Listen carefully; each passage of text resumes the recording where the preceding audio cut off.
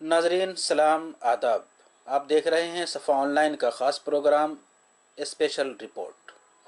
آل India پیام انسانیت forum سماجی اور رفاہی کاموں میں پورے ملک میں شہرت رکھتا ہے۔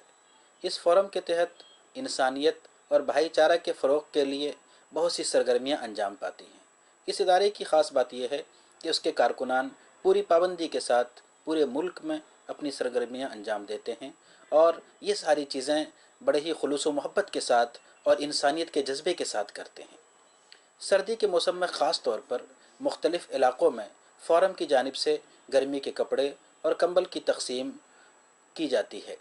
اسی سلسلے کے تحت لکھنؤ کے ماڈل ہاؤس علاقے میں غریبوں اور ضرورت مندوں کو کمبل تقسیم کیا گیا۔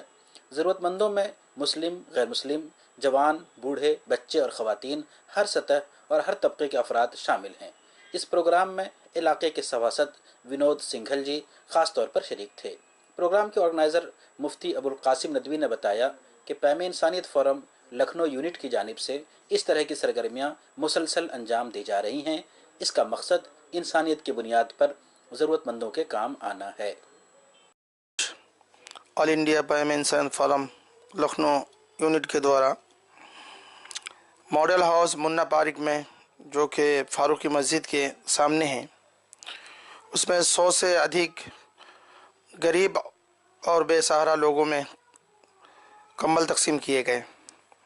جس میں مسلم، غیر مسلم، ہر طرح کے لوگ تھے۔ اس پروگرام کے ذریعے ہم لوگوں نے یہ کوشش کی کہ ایک سماج میں ہم ایک اچھے انسان بن کے جئے، اس پیغام کو عام کرنے کی، کہ ایک دوسرے سے محبت کرے، ایک دوسرے کے حق ادا کرے، اور کسی رسول پاک صلی اللہ علیہ وسلم کے اس حدیث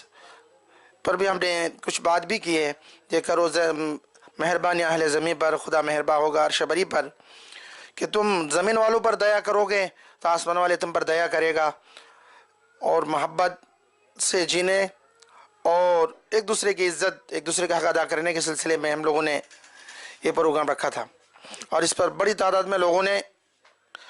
ان خوشیوں کا اظہار کیا، اور وہاں کے پارشد صاحب نے بھی ان باتوں کو پسند کیا اور پروگرام کو بہت پسند کیا، بہت تعریف کی ہے۔